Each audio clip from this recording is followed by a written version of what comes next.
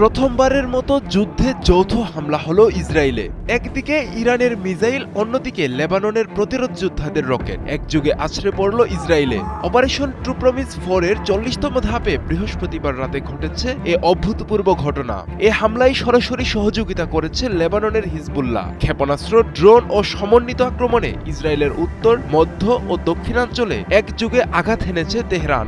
সামরিক বিশ্লেষকদের মতে এই যৌথ হামলা শুধু সামরিক আঘাতই নয়, বরং মধ্যপ্রাচ্যের শক্তির ভারসাম্যে বড় পরিবর্তনের ইঙ্গিত।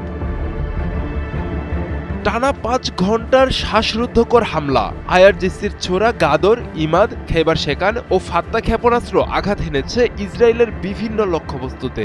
হামলার পরিধি ছিল বিশাল। উত্তরে হাইফা, মধ্যাঞ্চলে তেল আবিব এবং দক্ষিণে বেয়ারশেভা পর্যন্ত 50টির বেশি লক্ষ্যবস্তুতে আঘাতের দাবি তেহরানের। অভিযানে প্রথমবারের মতো লক্ষ্যবস্তু করা হয়েছে লোহিত সাগর উপকূলের গুরুত্বপূর্ণ বন্দরনগরী ইলাতকেও। অভিযানে সরাসরি অংশ নিয়েছে লেবাননের হিজবুল্লাহ। বিপুল সংখ্যক আক্রমণাত্মক ড্রোন ও ক্ষেপণাস্ত্র ছুড়ে ইরানের হামলাকে আরও শক্তিশালী করেছে। বিশ্লেষকদের মতে এটি শুধু একটি সামরিক হামলা নয়, বরং রেজিস্ট্যান্স অ্যালায়েন্স বা প্রতিরোধ জোটের শক্তির প্রদর্শন। ইরান এবং আঞ্চলিক প্রতিরোধ গোষ্ঠীগুলো একসাথে কাজ করলে ইসরায়েলের প্রতিরক্ষা ব্যবস্থার উপর চাপ বাড়ে বহুগুণ। বিশ্লেষকরা বলছেন, গত কয়েক বছরে ইরান তাদের ক্ষেপণাস্ত্র ও ড্রোন প্রযুক্তিতে ব্যাপক অগ্রগতি করেছে।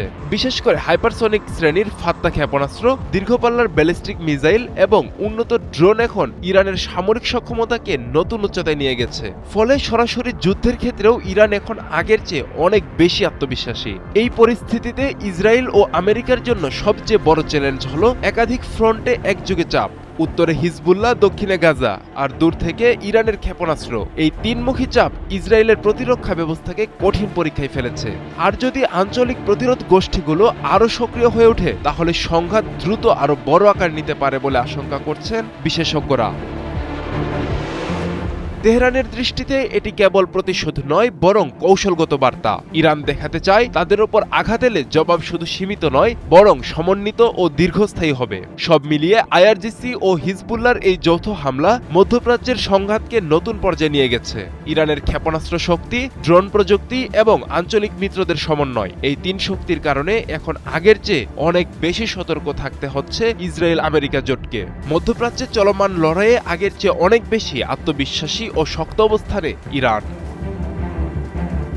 আব্দুল্লাহ আল মারুফ, ৭১।